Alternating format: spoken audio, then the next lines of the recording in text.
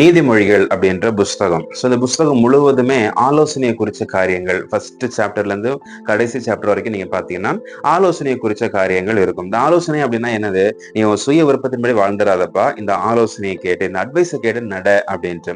இன்னைக்கு ரீசெண்ட் டேஸ்ல நீங்க பாத்தீங்க அப்படின்னா இந்த அட்வைஸ் கொடுக்கறவங்களுக்கு எல்லாம் ஒரு பேர் வச்சிருக்காங்க, பூமரங்கள் அப்படின்ட்டு.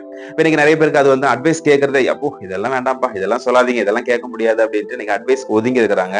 பட் இந்த சாலமோன் இந்த நீதிமொழிகளை எழுதின அந்த நீதிமொழியுடைய ஆசிரியர் சாலமோன். இந்த சாலமோன் அப்படின்றவருக்கு ஒரு பெயர் இருக்குது, சாலமோன் ஞானி.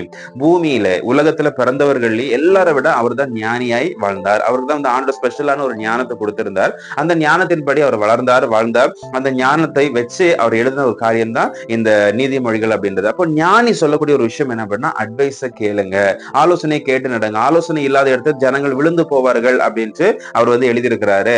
ஆலோசனைக்காரர்கள் அநேகர் உண்டானால் சுகம் உண்டாகும் அப்படின்னு எழுதியிருக்கு. அப்ப இந்த ஆலோசனைனா என்ன அர்த்தம் அப்படின்னா, சுய விருப்பத்துக்கு மாறானது இந்த ஆலோசனை. சுய விருப்பம்னு எனக்கு இருக்குதுங்க, ஆனா சுய விருப்பத்தை தாண்டி நான் வாழ்ந்துட்டு இருக்கிறேன் அப்படின்னா அது ஆலோசனையின் கீழ் வாழ்ந்துட்டு இருக்கிறேன், ஆலோசனைப்படி வாழ்ந்துட்டு இருக்கிறேன் அப்படின்றது. அப்போ இன்னைக்கு சுய விருப்பத்தை நீங்க வாழக்கூடாது, சுய விருப்பத்தின்படி நீங்க வாழக்கூடாது அப்படின்ட்டு ஞானி சொல்றாரு. அப்ப இன்னைக்கு நம்ம ஒருத்தவங்க பேச்சு கேட்கறாங்க, பேசுங்கப்பா நான் கேட்கிறேன் அப்படின்னு உட்காந்து கேட்கிறோம். மேடை பேச்சாளர்கள் பேசுறாங்க, பட்டிமன்றத்துல பேசுறாங்க, ஒரு பொதுக்கூட்டத்துல பேசுங்க உட்காந்து கேட்கிறேன் அப்படின்னா யாரு பேசுனா உட்காந்து கேட்போம்? நல்லா படிச்சவங்க, நல்ல அறிவாளிகள் உட்காந்து பேசினாங்கன்னா நம்ம உட்காந்து கேட்போம் இல்லையா? சோ இதே மாதிரி இன்னைக்கு சாலமோன் ஞானி பேசுறாரு, நம்ம கேட்கிறோம். அப்ப அவர் என்ன பேசுறாருன்னா, படிச்சவர் ஒருத்தர் பேசுறாரு.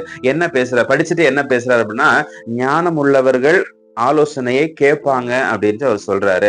அப்ப நீங்களும் நானும் ஞானம் உள்ளவர்களா இருக்கணும் அப்படின்னா சுய புத்தியை சார்ந்து நீங்க செய்யக்கூடாது. எனக்கு தெரியும், எனக்கு பார்த்து நான் அப்படி செய்யக்கூடாது. உங்களுக்கு தெரிஞ்ச விஷயமா இருந்தாலும் 4 பேர்ட்ட அட்வைஸ் கேளுங்க. கேட்டு எங்க இது சூட் ஆகுமா, இது ஓகேவா, இது சரியா படுமா, இது நல்லது அப்படின்னு நீங்க கேளுங்க. இன்னைக்கு வந்து மு க ஸ்டாலின் அவர்கள் சிஎம் இருக்கிறாங்க.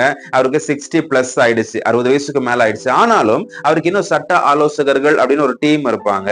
அவங்களுக்கு வந்து ஆலோசனை சொல்லுவாங்க. 60 வயசானா அவருக்கு எவ்வளவு ஞானம் இருக்குது, எவ்வளவு அனுபவங்கள் இருக்குது. இதுக்கு மேல எதுக்குங்க அட்வைஸ் அப்படின்னா, 60 வயசானாலும் அட்வைஸ் தேவை அப்படின்றதுதான் இந்த காரியம் சொல்லுது. அப்போ இன்னைக்கு உங்களுக்கும் அட்வைஸ் தேவை, ஆலோசனை தேவை. அதனால உங்க சுய புத்தியின் மேல் சாய்ந்து நீங்க விழுந்து போயிடாதீங்க. சுய புத்தியா வாழ்ந்து நீங்க வந்து எல்லாத்தையும் இழந்துட்டு அதுக்கப்புறம் வருத்தப்படுறதை விட முன்னாடியே நீங்க ஆண்டவருக்கு ஒப்பு கொடுத்து ஆலோசனையை கேட்டு நடங்க. கர்த்தர் தாமே உங்களை அதிகமாய் ஆசீர்வதிப்பாராக.